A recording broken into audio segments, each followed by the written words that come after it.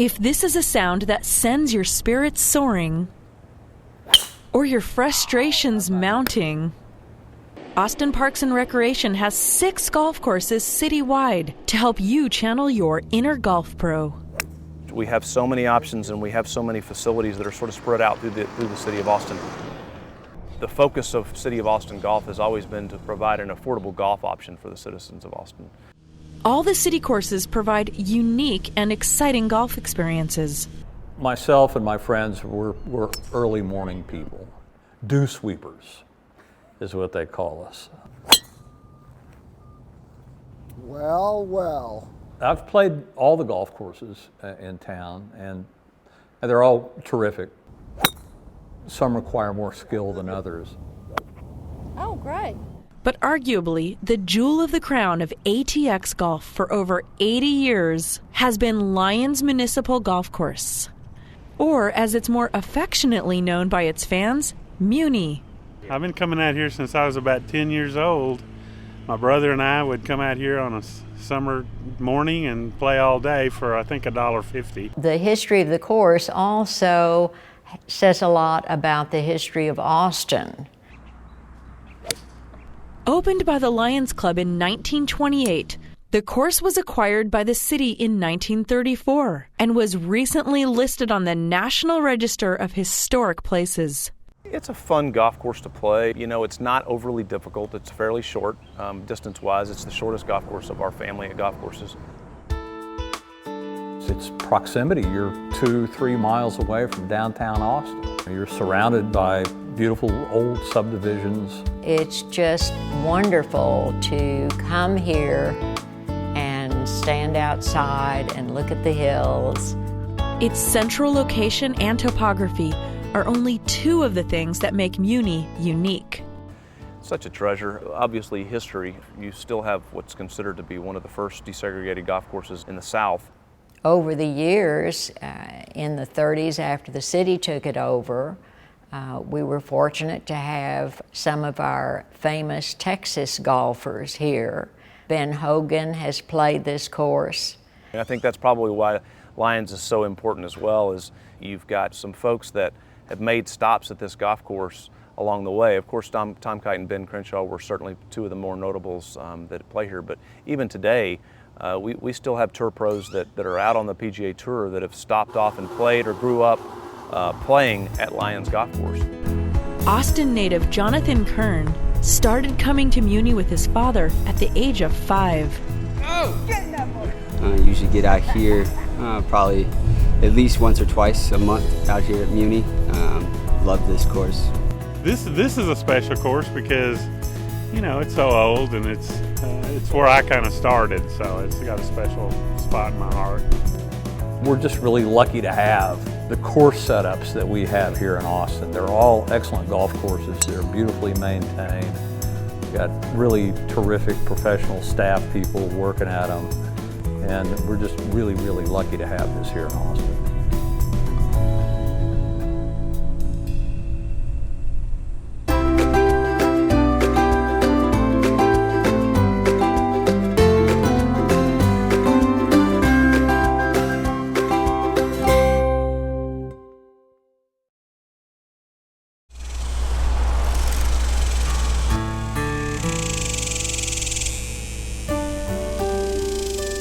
The Elisabet Ney Museum is the former studio of sculptor Elisabet Ney, who was born in Germany. She came to Texas in 1872 and then built this studio in 1892 as a place where she would create sculptures of Stephen F. Austin, Sam Houston, and then later she created portraits of every governor who served in Texas during the time period that she was working in this space. Well, she was quite outspoken, quite intelligent, really remarkably intelligent, remarkably talented.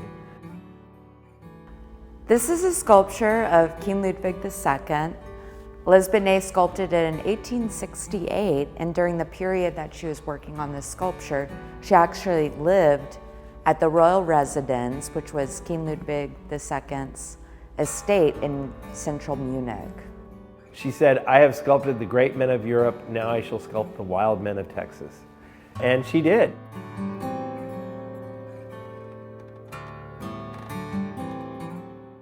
She envisioned herself as the state sculptor. Of course, there was no official state sculptor, but she was really positioning herself to be the sculptor that would do all the governors and the senators and the intellectuals and so forth. This is the sculpture Prometheus Bound that Elisabet Ney executed in 1865, and it's one of the few pieces that she did that was not a commissioned portrait. Instead, she wanted to explore the narrative of Prometheus, who is chained to the rock. The fascinating thing about these sculptures is they are not static, but they're actually very lively. They're stories. Each one of these is a story. This sculpture, titled Lady Macbeth, was the final piece that Elisabet Ney executed during her lifetime. It's the scene where, when the central figures in the play Macbeth has just committed a crime, and she's actually wiping the blood from her hands. It's almost like when you walk into this space, it's like putting on virtual reality glasses. Because it's such a random space. It's such a different and extraordinary space. We want them to leave here wanting to do things. Not just coming in for information, but coming in to be inspired. It's very exciting when that happens. People come in here and they're inspired and touched frequently. And it's so much fun to do that, to help them find that.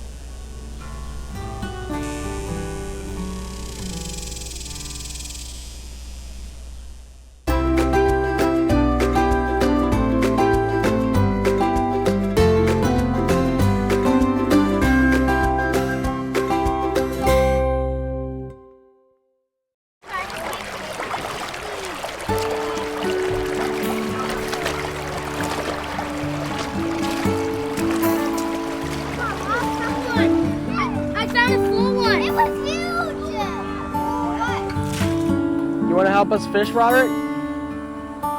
It's best if you get someone to like scare them into your net, and then you can swoop them up with the net. I thought I got one.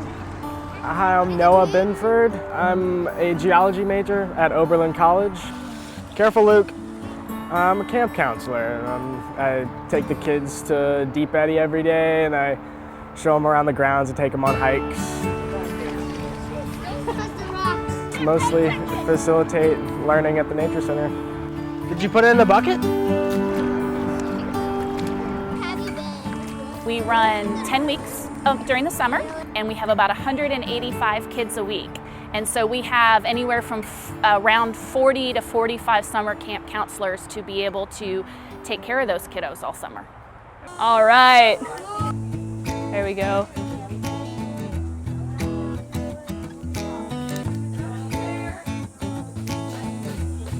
All right, I'm Emily Green. I am a sophomore at Texas State University. Good. If you're able to get your feet. I am a camp counselor at the Nature Center now for the Youth Adventure Program. Almost to the top, and we do a bunch of fun stuff like rock climbing, cave spelunking, cardboard boat building. Almost to the top, dude. Look to your left. Our youth adventure counselors do 3 weeks worth of training so that they can also learn how to safely teach kids how to rock climb, safely belay them down off of a wall. Good job, Connor. We also teach these guys how to take kids kayaking, snorkeling, canoeing, a lot of different outdoor sports. Okay, Dylan, step on up here. All right. Do you want to tie the knot or do you want me to? Can you? All right. We have Emily and Noah, and they are two of our very, very enthusiastic campers. They started here at Nature's Way Preschool. One of the first things that Emily said during training was, "Hey, I was here when I was 5."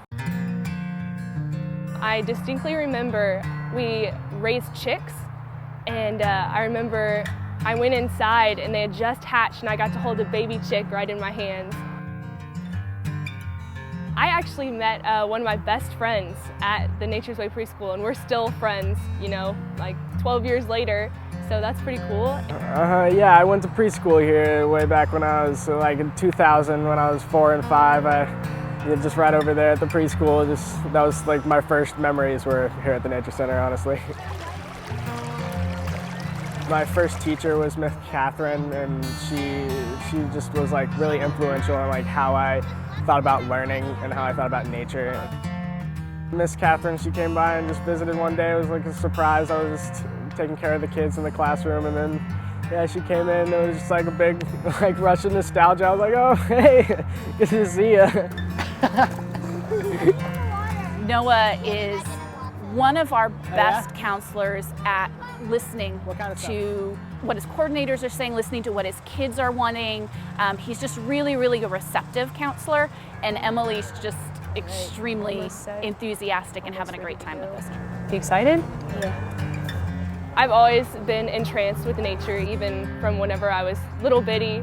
And I feel like this place really ingrains the idea of conservation, preservation, and just respect of nature in general. And so I've always been drawn to that and think it's really interesting. Hey Violet, you want to partner up with Al? Al needs help fishing. It's really wonderful to see that kind of joy and that kind of enthusiasm, because that's what we want our kids to leave with. Almost there. It's really fun when you have conversations with people who are in this field who then go, oh yeah, I remember I went to summer camp there, or I did a field trip to the Nature and Science Center, and that's part of what made me realize that this is what I want to do, that this is important to me.